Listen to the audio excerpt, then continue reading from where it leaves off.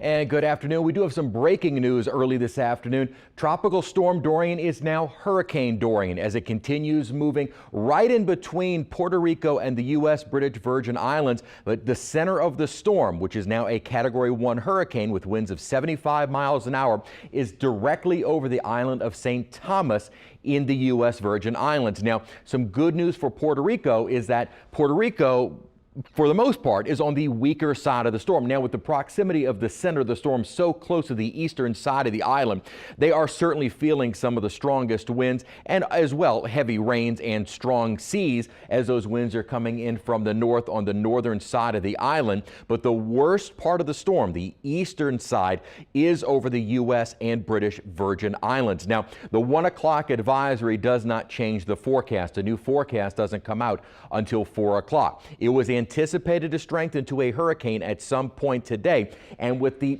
U.S. British Virgin Islands and even the eastern side of Puerto Rico, this is relatively flat terrain, so there isn't anything to inhibit that surface circulation as was once thought if the storm had moved more over the Dominican Republic and Haiti. Very, very mountainous terrain. You're looking at mountains 10,000 plus feet up.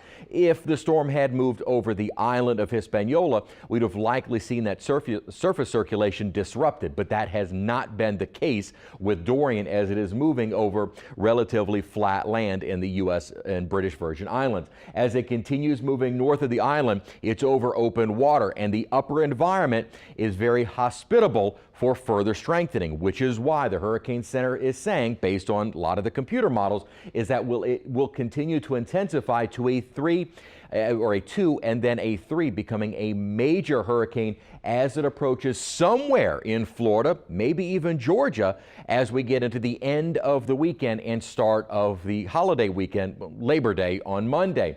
Again, this is not set in stone. We show you the center line only to show you if there's kind of a change in thinking one way or another, either east or west or north or south of the center of the storm. But remember, the impacts are not right around the center. They can be felt very far away from that center of circulation, and the margin of error does take this anywhere from south of Miami all the way to the Georgia-South Carolina state line. So there is still a great deal of uncertainty as to the future of the storm as we get more into this weekend.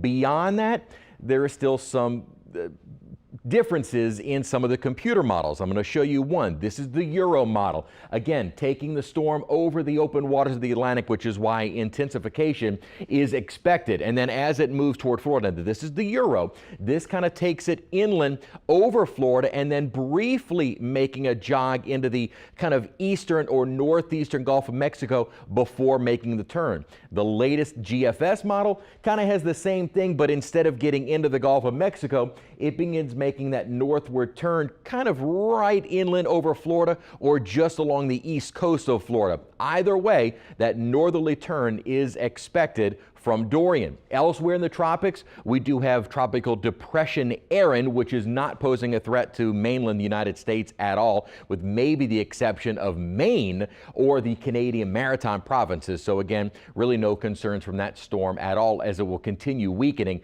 as it quickly moves along the east coast. So again, the very latest on Dorian. It is now a hurricane. The future of Dorian is still up in the air. Does look like it's going to be making its way toward Florida by this weekend, possibly as a major hurricane. But what is hopefully good news for us is an upper trough diving in from the north. That's forcing our cold front on through by later this evening. What that upper trough is also going to do is kind of sit across maybe the Great Lakes and the East Coast. And we actually should see another little short wave along that trough begin diving in by this weekend. And that should be what allows Dorian to begin making that more northward turn as we head later into this weekend, Sunday and on into Monday. Again, still some differences as to exactly when it makes that turn, with the GFS making the turn a little bit sooner than the Euro, but all of the models agree that this should stay well away from New Orleans and the north central Gulf Coast. We're going to have the very latest on Dorian coming up in later newscasts, but as I mentioned, at 4 o'clock we're going to get not only new coordinates but a new track of Dorian, and you'll be able to see this on Facebook, other social media avenues, as well as our WWL-TV app and on our website, WWLTV.com. For now, I'm meteorologist Chris Franklin in the Weather Expert Forecast Center.